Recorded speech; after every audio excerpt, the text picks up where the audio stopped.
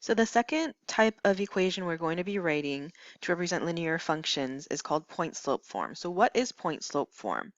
Well, it's written as y minus y1, and it's going to equal m times the quantity x minus x1. And you'll notice I wrote in some variables here in red because those are where the numbers are going to go. So m equals the slope, like we're used to seeing, and then x1 comma y1 is a point on the line. And that could be any point. It doesn't have to be the y-intercept. So that's how this is different from slope-intercept form. So that could be any point as long as it actually it's somewhere on the line. So it could be the point 7, 7. It could be the point negative 1, 12. It could be the y-intercept 0, comma 5. It could also be the x-intercept, 1, comma 0. So it's any point as long as it lies on the line. So we want to practice using this form, and I think this is actually really, really useful because you can always use point-slope form to find slope-intercept form, and we'll see that in a little bit. So if we look at the first example, we want to write an equation in point-slope form. So once again, look at the directions to say what kind of format you want to write your answer in. And we want the line that passes through the point at 1, 6 and has a slope of negative 1/2. So what I like to do is I like to just go ahead and label what I have. So I know 1, comma 6 is not anything special, right? It's not the y-intercept, it's just a plain old point. So this is going to be x1, y1. And slope is always m. And if I want point slope form, then I'm just going to go ahead and plug in m, x1, y1 into that y minus y1 equals m and then parentheses x minus x1. So I'm going to, again, plug in what I know, keeping the minuses there. So remember, we're only going to put in information where you see those red letters. So this will be y minus 6 equals negative 1/2 times x minus 1. And that is it. So the only thing you want to be careful of is if this was, for example, a negative 1, then it would be x minus negative 1, and that turns into a plus. So again, you want to be careful when you're plugging in your values, okay? So go ahead and try 1 and 2 for the U-try, and we'll come back and check your work. All right, so take a look at 1 and 2. So 1, hopefully you caught that negative 1 was in that y1. So when I plugged it in, that actually turns into minus a negative, which is positive 1. And then for number 2, this one was a little tricky in that if you can simplify this y minus 0, we want to simplify that. We don't actually need to distribute this negative 2/3 because I don't want slope-intercept form. I still want point-slope form. But since y minus 0 is just y, we could actually simplify that. So this would be what I'd want for my slope-intercept form. Okay, or sorry, point-slope form. Okay, so now let's look at an example where we actually want to find slope-intercept form, and we can see how point-slope form is actually super useful in helping us do that.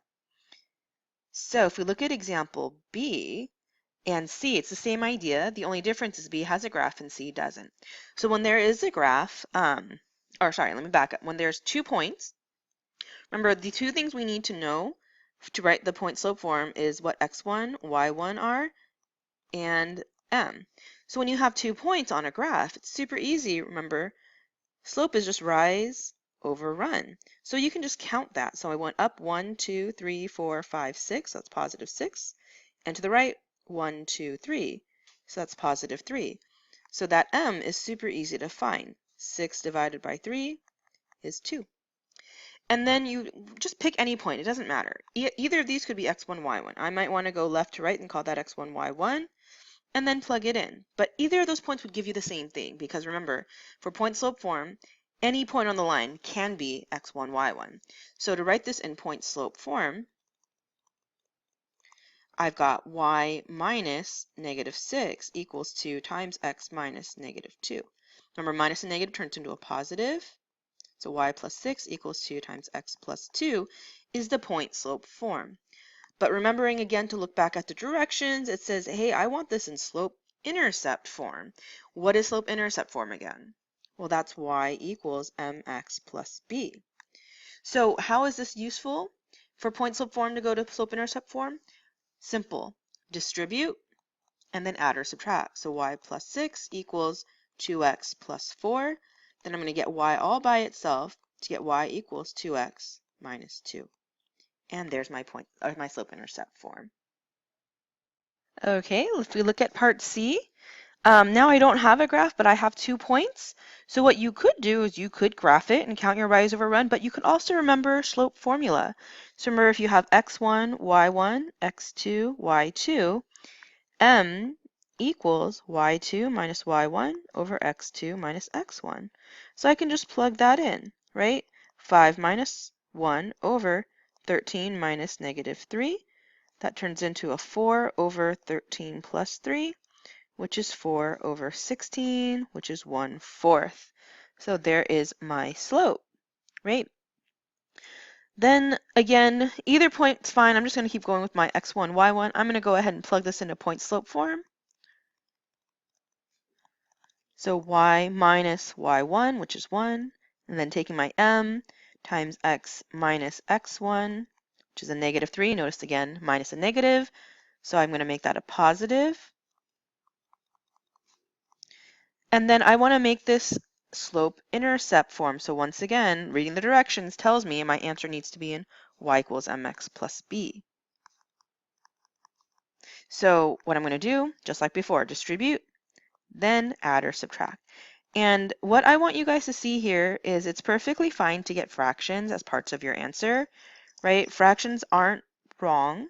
They're just not as fun to graph. So 1/4 x plus 3 over 4, adding 1 to both sides. And remember, 1 is the same thing as 4 over 4, right? So I'm just going to do this on the side. 3/4 plus 4 over 4 equals 7 over 4. And there's my y-intercept, 7 over 4 is the b value. So there's my slope-intercept form, okay? So we can use 2 points, again, on a graph using slope formula, and then again, plug it into point slope form, solve for y. Same thing, same motions. This is a great skill to know because you're going to need it in geometry, you're going to need it in algebra 2, right? Just kind of really nice to know. All right, let's go ahead and skip down to the U-try problem. We'll do D in class, but I'd like you guys to do 3 and 4 for me. And if you'd like to take out some graph paper to count your rise and run, go for it. If you want to use your slope formula, that's fine too. But let's go ahead and try those out, and then we'll come back and check. So remember, once again, it's perfectly fine to get fractions as your answers, just like we have here for number 4. Double check your slopes, because it's often easy to make errors there, so make sure to double negatives like number 4, turn it to positive, and then again, plug it in, distribute, add or subtract. Okay, we're going to finish this in class, but remember, it's really important to know slope-intercept form, point slope form, read the directions to know what your answer should look like. All right, thanks for listening.